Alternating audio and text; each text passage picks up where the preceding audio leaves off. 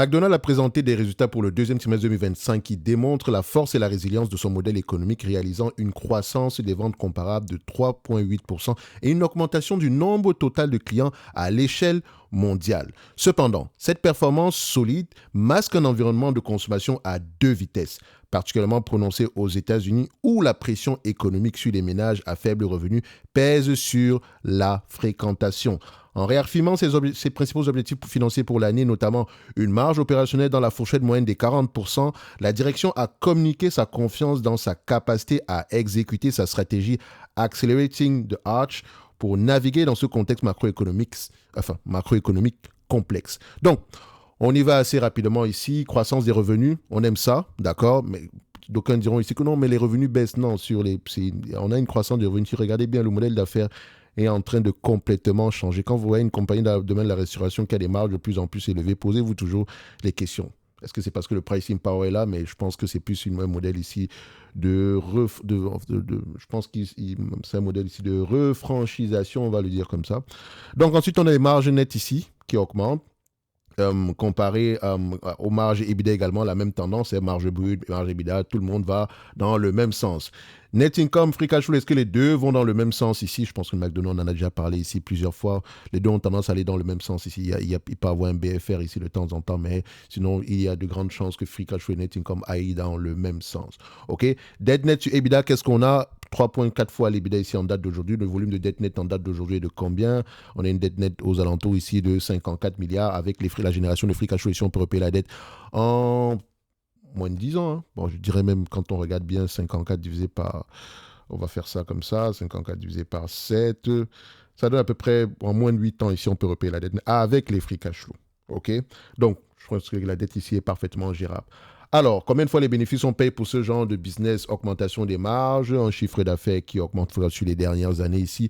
Vous êtes prêt à payer combien de fois les bénéfices? Cette compagnie va avoir tendance à se changer entre 20 et 25 fois les bénéfices généralement. Tant qu'il y a de la croissance ici, bon, ça fait partie des meilleurs dans cette industrie de manière générale. Et elle a la capacité de copier les autres. Oh, McDo ne vend pas de café. Bon, on commence à vendre du café. Oh, McDo ne vend pas du poulet, le machin. Bon, on n'a pas besoin de vendre du poulet, mais on peut vendre des sandwichs au poulet. Bref, ou bien des croquettes au poulet. Bref. Elle a une capacité d'adaptation ici qui est très importante, qui est très impressionnante. Donc, entre 20 et 25 fois les bénéfices. Alors, idéalement, même à 20 fois les bénéfices pour ce genre d'entreprise. Mais on va se dire ici qu'on va être gentil avec cette compagnie en date d'aujourd'hui. Quand on va être gentil, ça ne veut pas forcément dire qu'on va l'acheter en date d'aujourd'hui. Si l'entreprise s'échange, si on applique 25 fois les bénéfices, ça donne à peu près aux alentours de 363 dollars à l'action. Mais idéalement, si moi je veux acheter cette compagnie, ça sera aux alentours, en dessous des 200 dollars à l'action. Ça, c'est mon prix à moi. Je fixe mon prix. D'accord? Je fixe mon prix. Si le marché ne me le propose pas, je vais voir ailleurs. D'accord? Donc, 363 dollars l'action, moins la dette nette, c'est un business assez prévisible, etc. Vous connaissez la chanson. Moins la dette nette ici, qu'est-ce qu'on a? Tac, tac. Moins la dette nette, 363 moins 75. Donc, 363 moins 75, ça donne aux alentours de 288 dollars l'action. Donc, qu'est-ce que je fais? Je vais dans ma watchlist, consumer discretionary, boom, watchlist, dans le volet consumer discretionary, on met collapse all, consumer discretionary, on cherche qui? MCD, ticker symbole MCD, McDo, voilà, on a ici, on était à combien? La dernière fois qu'on a fait une vidéo sur McDonald's, c'était au mois de janvier 2025, on était à 296 dollars à l'action, là c'est 288, une petite réduction ici, mais c'est pas plus grave que ça, 288, voilà, on aurait même pu mettre 290, c'est la même chose, donc 7 et bim, badaboum, le dividende en lui-même. Est-ce que là, on a besoin de mentionner ici qu'il est safe? Il y a de grandes chances qu'il continue à croître. Si cette compagnie vous distribue la totalité des bénéfices nets en dividende ici, enfin, attendu en 2027, si ça se réalise, vu que c'est un business assez prévisible ici, nous avons à peu près un rendement de 5% par là. Donc, je pense que l'entreprise, voilà, je dirais que personnellement, au prix actuel, l'entité est correctement évaluée. Même si on trouve 288, 290 dollars, c'est 300 dollars, c'est la même chose. Ok, elle est correctement évaluée.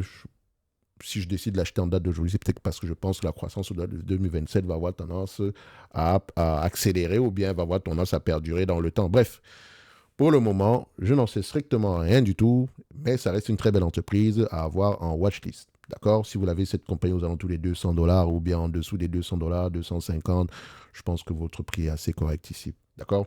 Bref, est-ce que c'est une entité qui rachète des actions? Je ne vais pas regarder ça ici. Bon, après, vous savez, vous connaissez la chanson. Je pense que ça ne m'étonnerait pas qu'elle rachète des actions ici. Et puis d'ailleurs, on peut faire ça rapidement. Est-ce qu'on a un rachat d'actions? Oui, l'entreprise rachète ses actions. Voilà, c'est parfait. Donc, le dividende laissé, il y a de grandes chances qu'il continue à croître. Donc, on a le plafond ne va pas aller jusqu'à 5% ici. Actuellement, on discute 2,34%.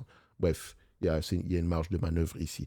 Donc, on se donne rendez-vous sur la prochaine vidéo. Et pour ceux qui veulent aller plus loin, toutes les informations sont en description de cette vidéo aussi. Merci, au revoir.